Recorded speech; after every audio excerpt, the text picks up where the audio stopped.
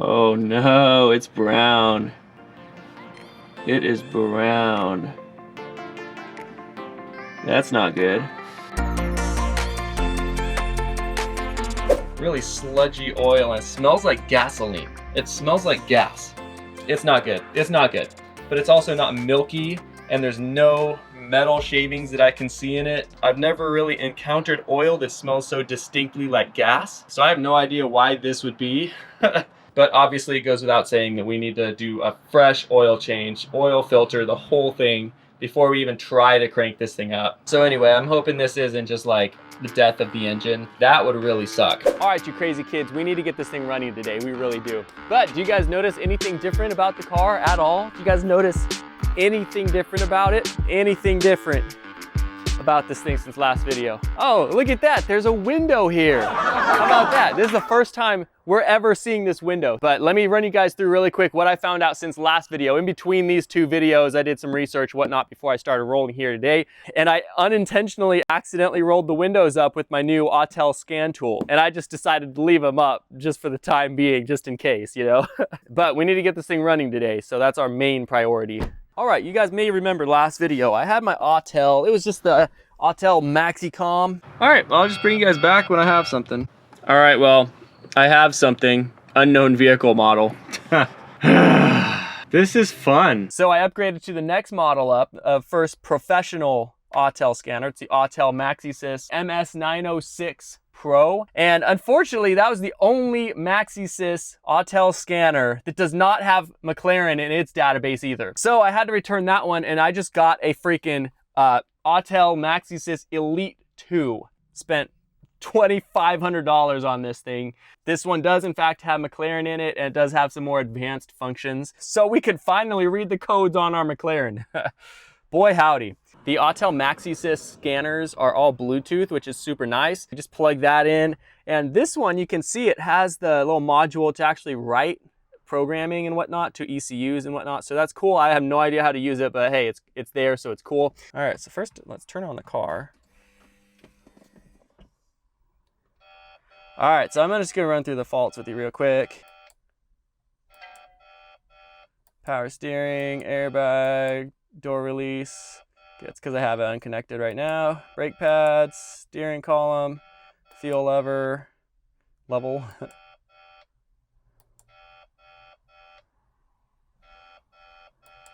Headlight faults. So that's pretty much the general fault codes it's reading on here. Honestly, I'm just excited this all turns on and activates exactly as it should. Obviously the ECU and everything is doing its job. It's reading what it needs to read. So that's really encouraging. Anyway, I'll just set this right here. I'm gonna go ahead and connect McLaren.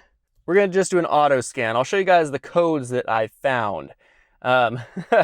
So as it's scanning, I'm just gonna tell you guys, right when I scanned this the first time, there was 191 DTCs, trouble codes. But I did a quick erase, and now there's roughly, I think, like 28 left that we actually have to fix. I was definitely a little worried right off the bat, but now there's only codes in some of the main things that we have to fix. And now we only have 38 DTCs to worry about. So as far as the engine control modules, it's reading 5 fault codes, and that's for a single misfire on basically every cylinder. So I don't know if I'm worried about that or not. I don't think I am yet. And I think the transmission probably needs to just run like a self-check or something, but this doesn't seem like super bad. And then obviously 10 airbag faults, a couple TPMS faults, body control, a couple like shorts to ground, that kind of thing. Then there are all just a lot of miscellaneous little things that will probably be solved when we actually start installing and fixing everything. But besides that, everything else passed fine. Now, the thing I wanted to show you guys about the cool thing about these MaxiSys systems, as far as I know, the MaxiCom don't have this, but you can do active tests on each different module. So this is for the passenger door over here. And you can see you can do active tests for the mirror folding, the mirror actuations, door locks, windows, whatever. So the windows have always been down on this thing, obviously, until now, and they couldn't go up or down using the actual window switches.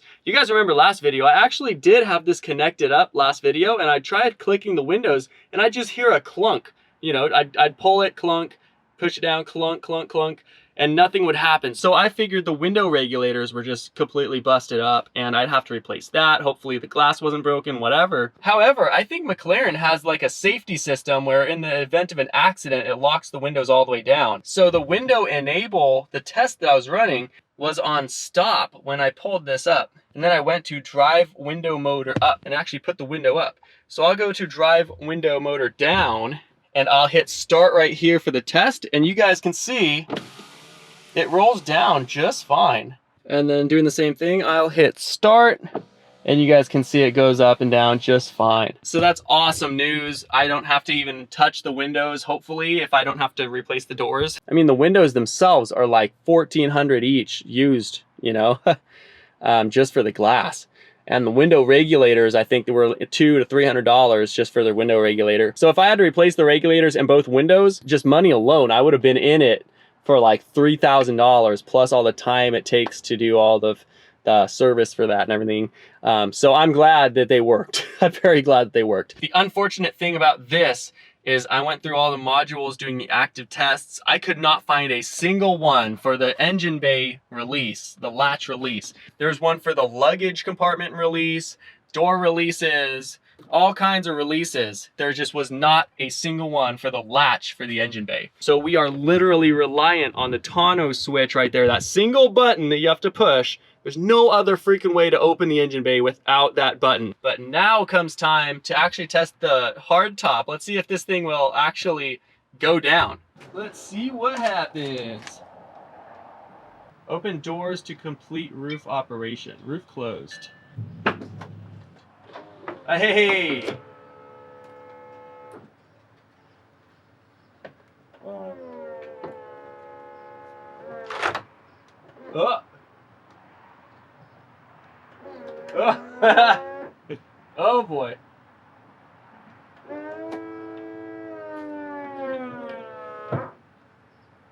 Keep going. Keep going. Roof open. How about that? It works. This thing is freaking sweet, man. Okay. Let's go, dude. Let's go. That's so sick, dude. That is so sick. This is like my ideal car right here. I freaking love this thing already. Something smells weird though. Hopefully I wasn't like frying those motors or something. Oh boy. It goes without saying, this thing's freaking sweet. I'm already excited to get going on this project, but I've already spent like a week trying to get this freaking engine bay open. So that is next up. We need to get this engine bay open. We need to get some fresh oil in here. You guys saw last video how awful that oil was. Service life was exceeded by like 21,000 days and 6,000 miles over service interval. So I guarantee you the previous owner that drove this thing 10,000 plus miles never changed the oil in this thing, and it probably came with some used oil to him. And so this oil change probably has 15,000 miles on it, and it looks awful and smells bad. So today we need to get this button working that will pop the engine bay. I did buy a new tonneau module if this module was bad. So once again, I need to take this door panel off, and I also have a mirror for this thing in case the wiring got yanked and actually broke some wires that are necessary for the function of the door. Hopefully that will fix it. If a new mirror and a new module there and everything here working and looking fine, if that doesn't all work, I'm gonna have to start tracing these wires down to wherever they run, and I'll need to start pulling some of the crumpled up stuff in here out to actually visually see all the wires. I already saw these wires here, and these actually are the color codes going into the tonneau module, but as far as I know, these are just for a ride height sensor that should sit on top of the wheel well here, and these wires come backwards from where the door wiring is running into. So I don't think these are the cause of the problem, and we'll just get this thing finally progressing and, you know, the fixing actually going. So anyway, I'm excited. It's a very cool car. It's just such a dumb problem. Anyway, let's get to it.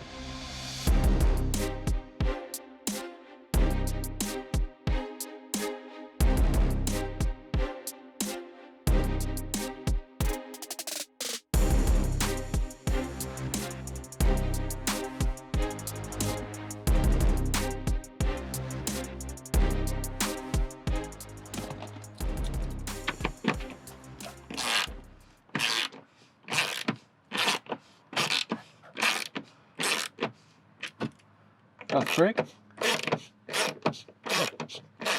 Feels like somebody's been in here before already.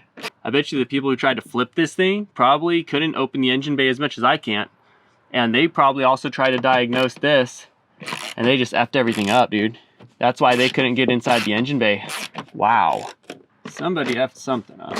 A 1-minute task turned into, I don't know, 30 minutes of a task. Whenever I work on projects, any project, mine or anybody else's, I take so much time to make sure nothing breaks. But the guys who were in here and already took the speaker out one time effed things up. They way over tightened these 2 bolts right here. I'm sure they were just in here with an impact driver and just freaking hammering on these things. So you guys could see, so here's the screw that can't even come out just yet. I need to hold it from the backside. You guys could see the stud that it's supposed to actually screw into. The threads are fiberglassed in from the factory, and they over tightened it to the degree that it stripped it out of the fiberglass. So it was just spinning, and what felt like threads that had just been stripped, it had actually just broken through the fiberglass, so it was just free spinning in there. I just can't believe stuff like this. Anyway, same story for this one. Actually, you guys can see the stud, it's still hot, the bolt is, but it's just free spinning in there. Unfortunately, the only way to get these out was to apply pressure and basically just break these. This one can't even screw back in, even though the stud is technically still through the fiberglass. It's not held in by anything. Anyway, these kind of things just stress me out so much. It hurts my soul to see stuff like this. But anyway, we finally got it out, and there is some good news. Luckily, here is the mirror wiring right here. Fortunately, the mirror wires were not completely ripped out of the wiring harness and destroyed. It looks like it's perfectly in good shape, so maybe somebody even harvested the mirror off of here before they sent it to auction just to sell for 1,600 bucks on eBay. Who knows? And then here's the speaker wiring, and honestly looks fine inside the door. These are plastic caps here. I think these 3 need to come off, and this one needs to come off, and then you can swap the mirror in and out. And I know it's getting a little dark out here, but that's just how this project is going right now. Yeah, anyway, let's continue on.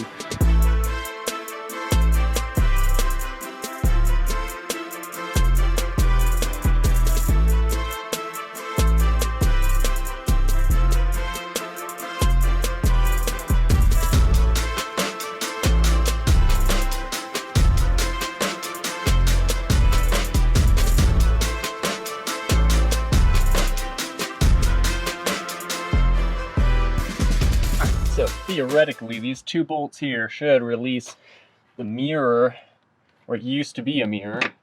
Looks like these are the last 2 left. There's one more white plug here, and that I think is actually to hold in this glass. This glass has a little bracket going down that bolts into this one. These 2, and then this one was holding in the mirror, as far as I know.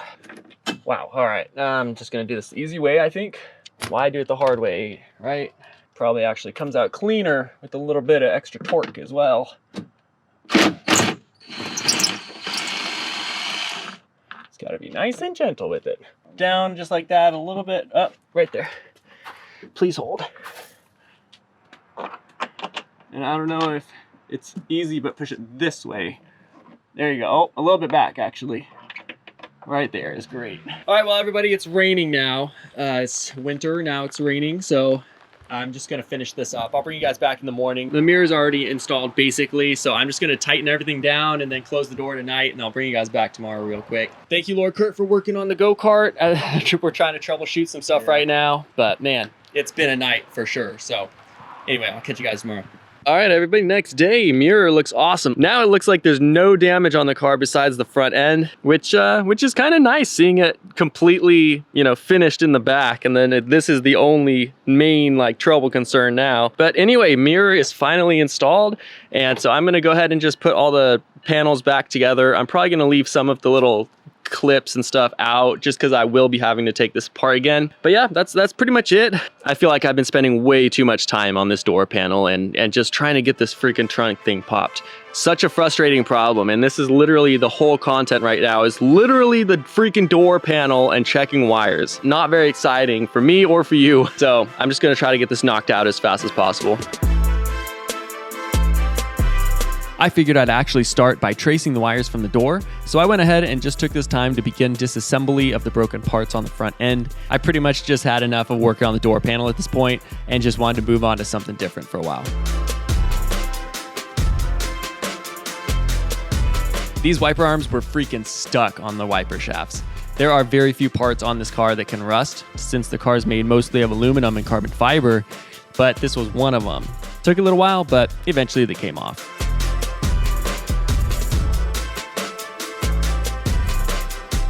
I also used this opportunity to grab part numbers for as many broken parts as I could. Of course, a lot of part numbers aren't there, so I'll be Google searching a lot of this stuff to rebuild the front end, but it's all starting to come together.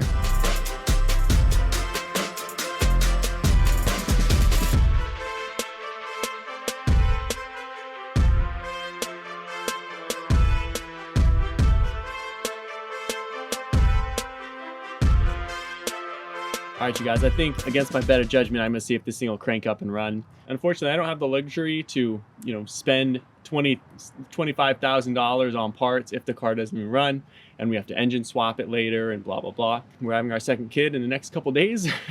So I just wanna verify this thing's actually going to run before I dump a bunch of money into it. It's got 63,000 miles on it. Oil was really sketchy and still is. And unfortunately, I'm going to have to take this thing to McLaren and get it serviced before I can even get the freaking engine bay open. And they're probably gonna have to do all the hydraulic bleeding and everything at McLaren. If I can verify this thing runs right now, I'm just gonna turn it on and off, make sure the engine spins freely and everything. I will be confident enough to just order all the parts, repair the entire thing before we even get the engine bay popped, oil changed, and actually drive or run the thing at all. So anyway, I'm just gonna see if it'll fire up right now. And if it does, I'll full send, order all the parts, and we'll just get to repairing this thing. And I'll also add really quick, this thing has been run on this oil. Like, whoever crashed this thing into a light pole was running this oil in the engine. And I'm not the first one since he crashed it to be cranking this thing up. So one more crank won't hurt it. That's what I'm hoping. All right, I don't know why my adrenaline is so high right now, but let's do it. Remember how I said I was hoping that we wouldn't have to do an engine swap on this thing? Well,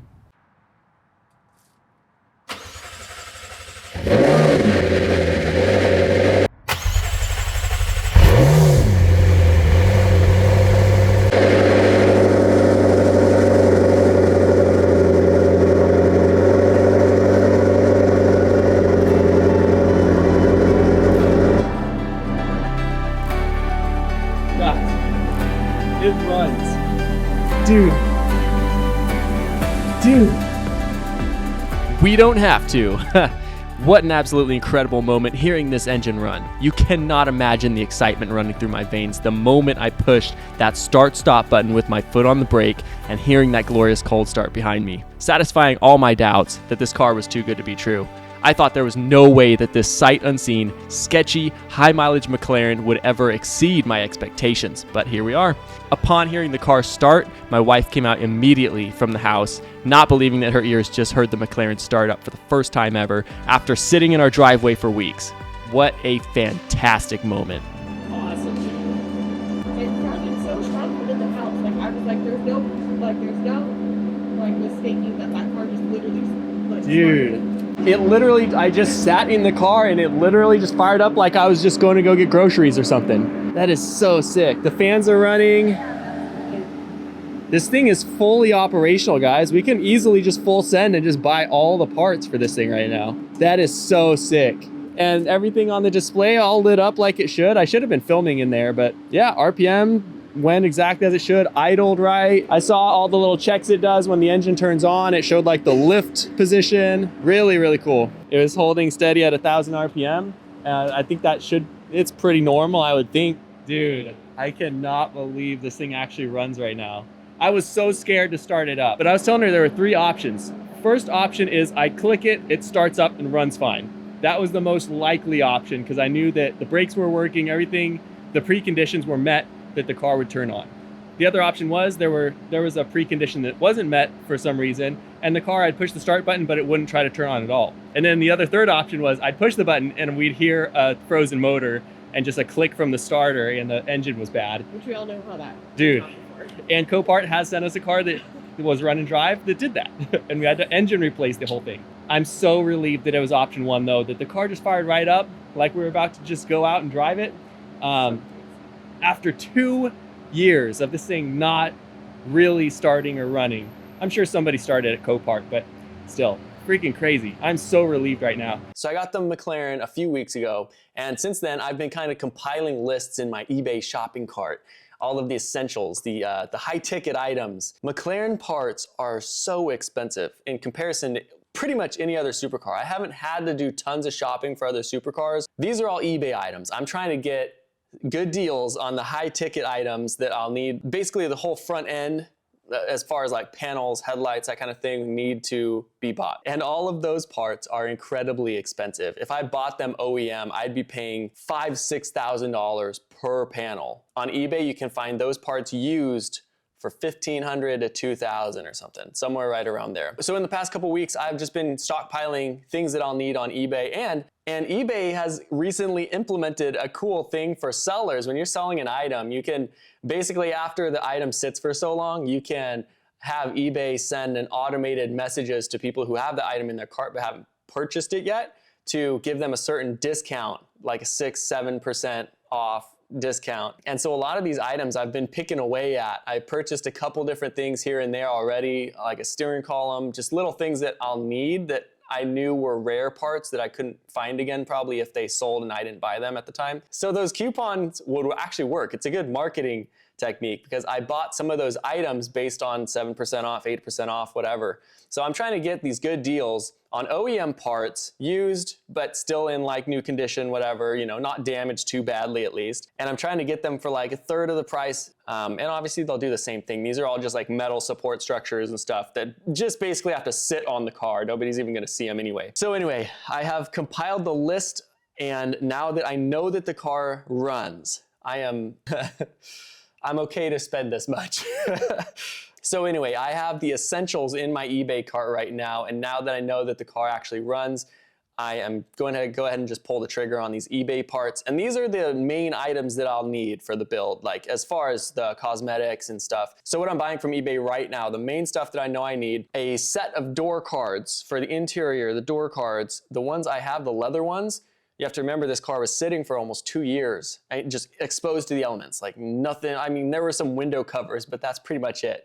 So basically rain, hot sunshine, just everything was just eating away at the interior and the exterior, weather stripping, all that kind of stuff on this car.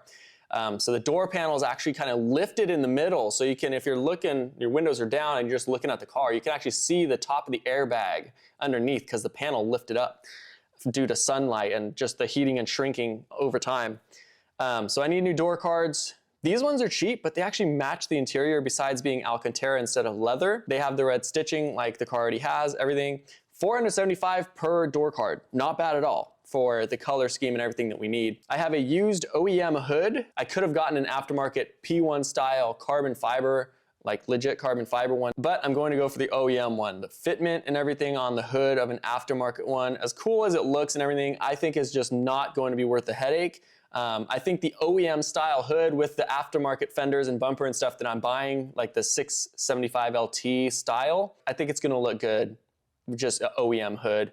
Plus, I don't have to worry about fitment issues. I have the OEM hood from the car, has the latches and everything I need. I can just swap them straight over. Don't even have to worry about a headache in that scenario. So next up, I do have the full body kit. It's a front bumper and the fenders and the grills. That is $4,800 for those 3 panels to complete the front end. And this front end kit is coming from China. It is an aftermarket replacement. OEM fenders, I can't find any good used ones.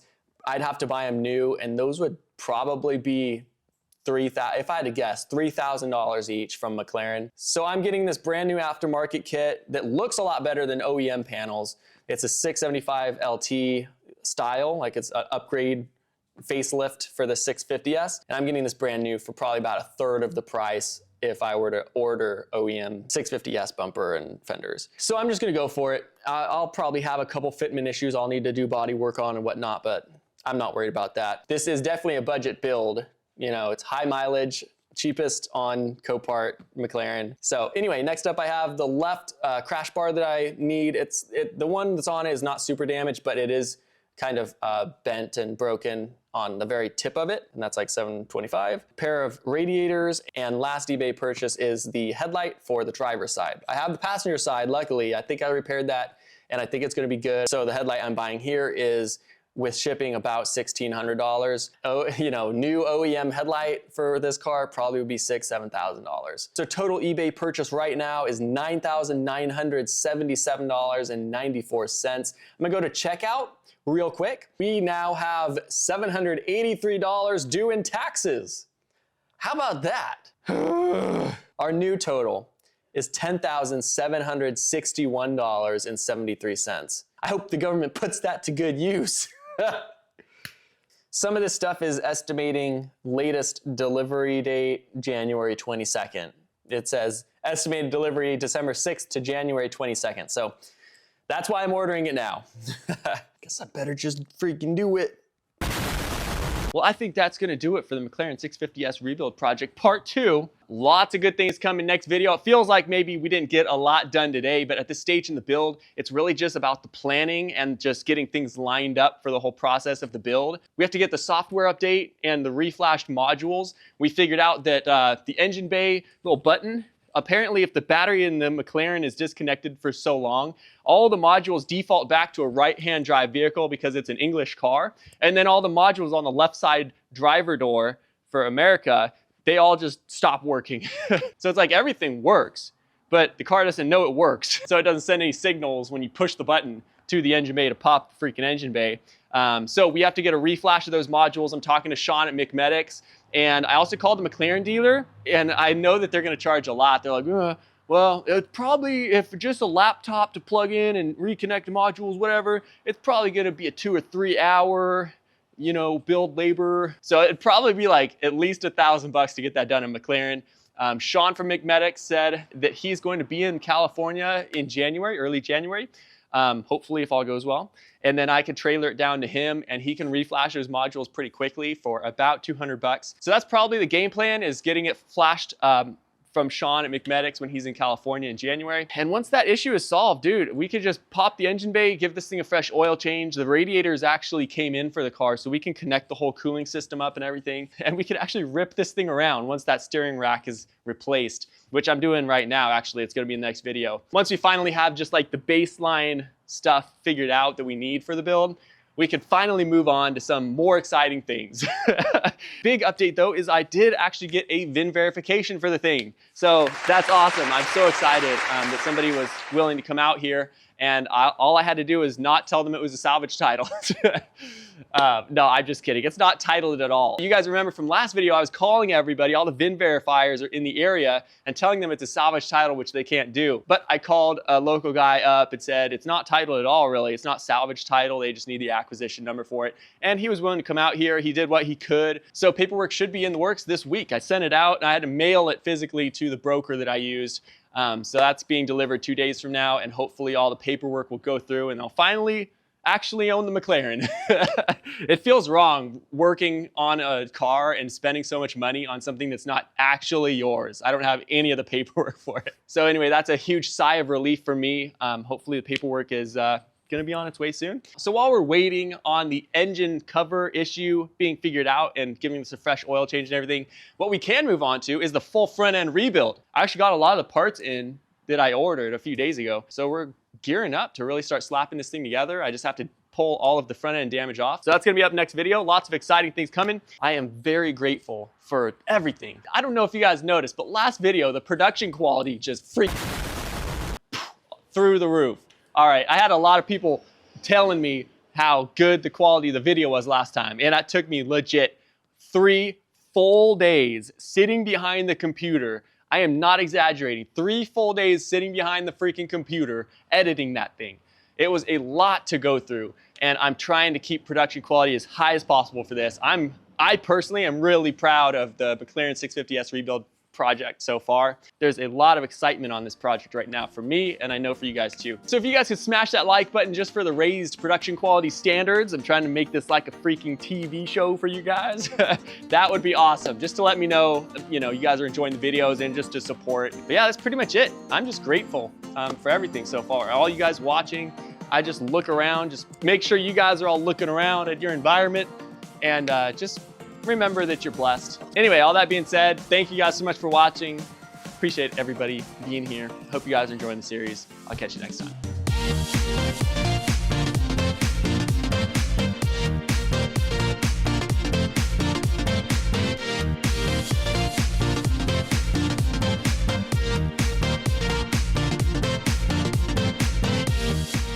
Thanks for watching. I said that already. We're good.